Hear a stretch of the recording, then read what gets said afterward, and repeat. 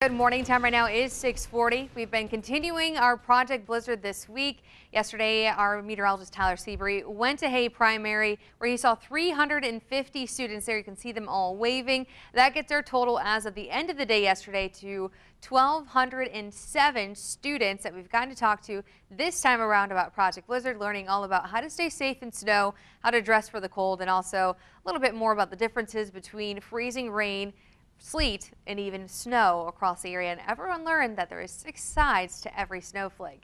Next couple of schools we'll be going to is Parkside Elementary as well as St. Jude. It's been a lot of fun getting to talk to all the kids. And of course, for those that have already gotten the snow sticks, don't forget to send in your photos. You can send them into ABC57 Weather at abc57.com. Temperatures this morning, though, if you are going to head out to measure that snow, it is frigid in Knox. Currently at 0 degrees there, only down to 5 right now in Goshen, so you will want to pack on the layers. And the cold temperatures this morning are actually leading to some frosty windshields, so you may need a little extra time to scrape your window before you head out to work. Otherwise, it's pretty quiet. Still back roads a little slick in spots. And we could see a couple flurries, but good news is a lot of that is starting to fall apart as it tries to make its way into Illinois. Thankfully, we have that high pressure system settled right over our area, and that'll actually give us a good amount of sunshine to at least start the day. How the cloud cover moves in, though, 9:30 this morning, still nice and bright. And of course, if you have any sunrise photos, send them on in. We'll have clouds, though, thicken up as we get to the lunch hour. Plan on it turning mostly cloudy to even cloudy for some before those clouds start to thin back out later on this evening. Through the overnight hours, though, clouds clear back out. We're quiet again tomorrow morning, but temperatures will actually be just a little bit warmer than what we saw this morning. 26 for the overnight low, so we'll start in the 20s and then quickly warm up. 40s in the forecast tomorrow. So those of you that haven't really been a fan of the snow or cold, you'll get a brief break here the next couple of days. Right around 1 o'clock, we have still mostly sunny to partly sunny skies, but then getting into the second half of the day, that's when cloud cover thickens up, and we could even see a chance for a few light rain showers or even mixed showers. So we'll have to keep an eye on some road conditions, as many will be heading out for Valentine's Day or Ash Wednesday. When to wash the car, though, today is a good chance to do so. Tomorrow we're going to have a lot of melting snow, so if you go get the car washed, may have slush quickly go back on your car to dirty it. Thursday, though, rains in the forecast, so not a good day to hit up the car wash. However, as we get to Saturday and Sunday, another good couple days to get all of that salt off your car. But rain is in the forecast for Thursday, returning with snow by time Friday as those temperatures do start to drop across Michiana.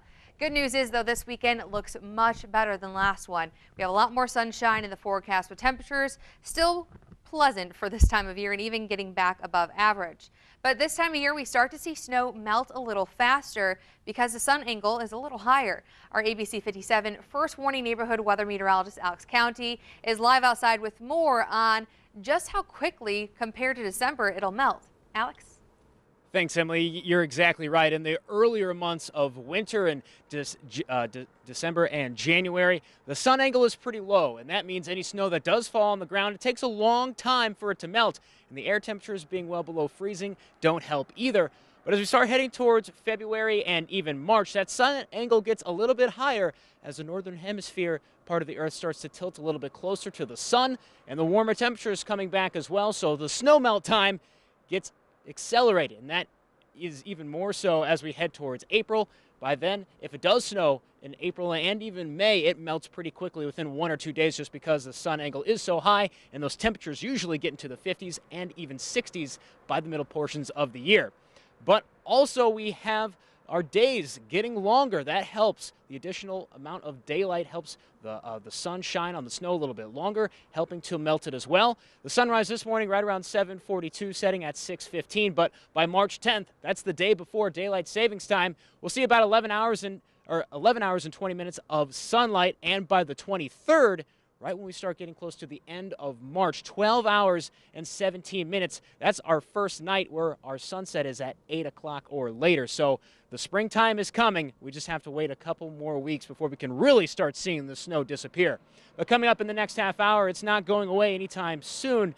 So we will start to continue to see people shoveling it, and that could cause some problems, especially to your health. I'll show you how heavy it is, the additional weight that you'll have to deal with, and some health tips for you to keep you safe out in the cold if you are shoveling. That's all coming up in the next half hour. But for now, reporting live just outside the studio, I'm meteorologist Alex County. Time is 6:45. South Bend City Finances discussed a bit at last night's Common Council meeting. South Bend Mayor Pete Buttigieg addressing the council ahead of next month's annual State of the City address. Mayor Pete joins us live this morning here in studio to talk about the upcoming address, another planned Mayor's Night Out, and of course the massive snow blanketing city streets and how officials are working to clear that up. Good morning, Mayor Pete. Good morning. Thanks for having me. Thanks for doing this indoors as well. Yeah, thanks for doing it indoors and agreeing to do it indoors. We'll get to some of the snow removal topics here in just a minute. I want to address the state of the city. Last night, some of the comments that you made, you said that the city is fiscally healthy. Expand on that and what you mean by that. That's right. So it's a little bit different than what you read in the news about the federal budget and what's going on in Washington. Our budget is balanced when you look at the general fund and those kind of key funds in city finances. Now, that doesn't mean it's easy. We're actually going to have to make a lot of tough decisions in order to keep our city finances healthy in the coming years as some of the rules on property taxes continue to change going into 2020. But the bottom line is, with over a $300 million budget, we've maintained one of the best credit ratings in the state for the city of South Bend, and that's a real credit to the hard work that goes on and the tough decisions that have been made in the city.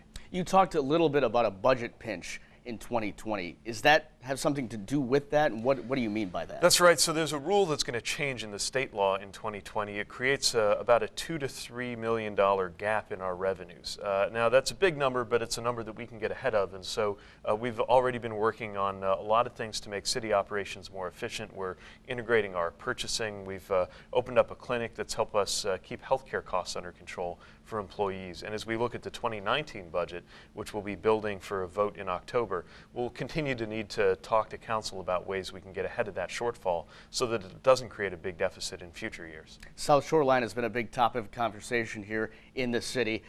What other big projects do you have on the forefront? So in dollar terms, one of the biggest things you're going to see is the investment that's going on in our parks and trails. It's affecting dozens of parks around the city. We've got signature projects like the Charles Black Center on the west side and then Howard Park closer to downtown. Some smaller projects too, just upgrading plumbing or roofing at parks facilities. All in all, it's going to be more than $40 million.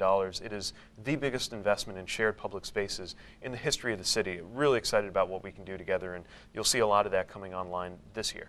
Mayor's Night Out, another chance for you to connect with the community, police officers here in town. What is the biggest takeaway for you when you have a Mayor's Night Out? You know, every time we do one of these events, which allows any resident who wants to talk to me to get some one-on-one time, every time we do it, I learn something new. I find out what's going on in the neighborhood. I find out the problems as well as the things that are going well, get a sense of how neighbors are being affected by decisions that the city's making. So we always look forward to those. Our next one is next Thursday. It'll be the 22nd. We're doing it at Dickinson at the school there. A great chance to spend time, not just with me, but also with key city department leaders who come out with me to engage one-on-one with residents on any issue they care about. Snow removal. Over a foot of snow here just this past weekend. I think the biggest thing is side streets for residents. You're saying today the city says that they're going to remove all that snow from the side streets. What is the biggest challenge when dealing with big snowfall totals like the one we saw here this past weekend? Well, when it's coming down, the biggest challenge was to keep up. So in order to even get to the side streets, we've got to make sure the main streets are okay. And when that big wave of snow was coming through, it was all we could do going up and down those main streets to keep them clear and passable. Now that the snow has ended, we're in a position to really address those residential streets. We hit them and then immediately it started snowing again. But now we've caught enough of a break that we should be in pretty good shape. I know folks are still digging out some cars, digging out some driveways, but as we get that thaw going into this week, we think we'll be in much better shape on the roads, hoping we won't get much more snow, but of course next comes potholes and we'll be working aggressively on that as well. And 311, a big resource for folks if they want to touch base with the city. Yeah, if you got a plowing concern or you spotted a big pothole, definitely call that into 311. That helps us map out where the issues are and make decisions about where the crews should go. Mayor Pete, thanks so much again for joining us here this morning in studio. Again, his State of the City address is coming up in just a few weeks in March. You can learn more online at abc57.com. Mayor Pete, thanks so much. Thank you.